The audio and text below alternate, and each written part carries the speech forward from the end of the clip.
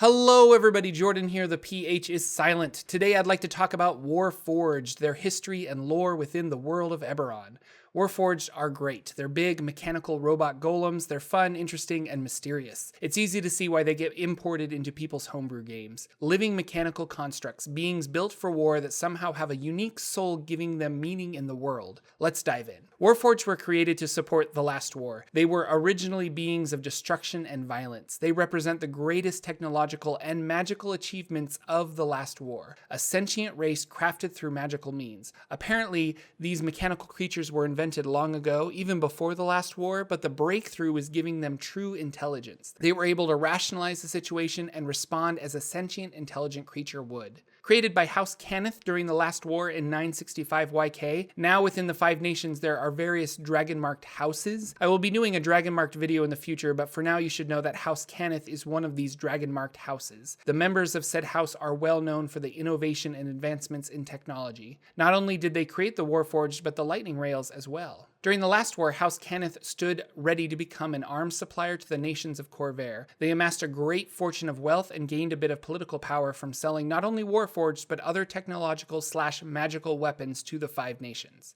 The nations became so dependent on House Cannith's inventions that Cannith was able to influence decisions made by these nations. Warforged each have unique personality traits. They learn quickly, especially in their infancy. Not that you'll find any Warforged babies, they come pre-built and do not grow. However, in the first few years of their life, they learn incredibly fast and pick up new skills quickly. They experience anger, pain, fear, and hatred just like their human creators. Having no need to eat, drink, or sleep, Warforged come with an almost unending supply of patience, yet are accustomed, or perhaps built rather, to receive orders. If they are left without purpose, they can become anxious. A Warforged without orders or a task will often create one for himself. Some Warforged will patrol and keep watch, and some are crafters banging away with hammer and anvil to create new armor and weapons, or even tools for themselves. They come from the creation forges with rudimentary language and basic knowledge. During the war, it would be at this point that they immediately would start learning how to become soldiers in the war.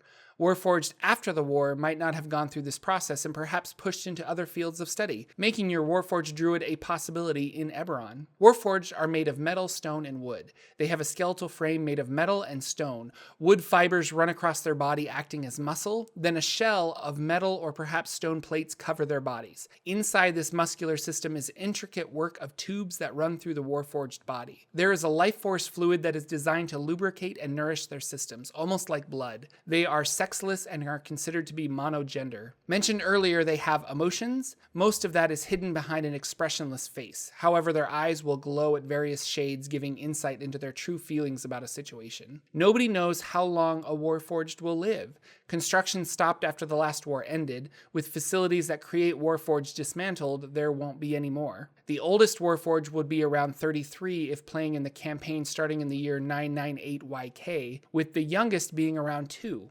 Warforged could live forever, or they might have a finite amount of time on Eberron. No one is sure, and only time will tell. At the time, the Warforged were property, but with their sentience and the war being over, it was decided that the Warforged could be their own people and have certain rights. No longer slaves, some see this as a danger, and most Warforged are seen as outsiders. Despite the Warforged peaceful nature, they are still a symbol of a dark past. Some people see the Warforged as simple machines, and for them to be used as such. Especially in Karrnath with their undead armies, the Warforged were just a tool, much like the undead. Some citizens of Corvair are very prejudiced to the Warforged, and still some believe they should be dismantled because, well, the war is over and those machines of war shouldn't be around. One Warforged in particular is a threat to the people of Corvair. The Lord of Blades, as he is known, has sent out a call to all Warforged to join him in overthrowing the other races of Eberron. Some believe he was the last Warforged ever created, yet others say he was the first. Some believe he is actually Bulwark, who was the Warforged personal servant to King Baranil of Breland.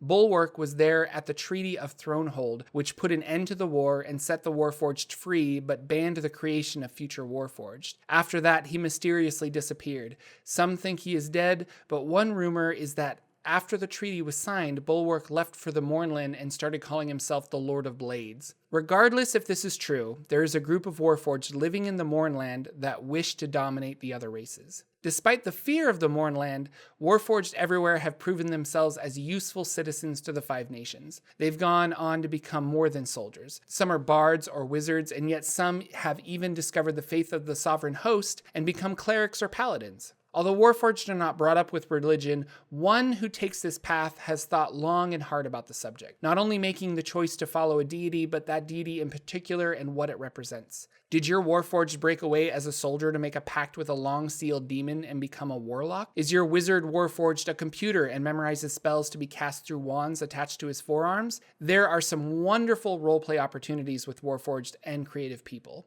Special thanks to my patrons on Patreon that make these videos happen. If you'd like to become a patron, click on the link in the description. Thanks again for liking and subscribing, for sharing these videos with your D&D group, and I will see you all in the next video.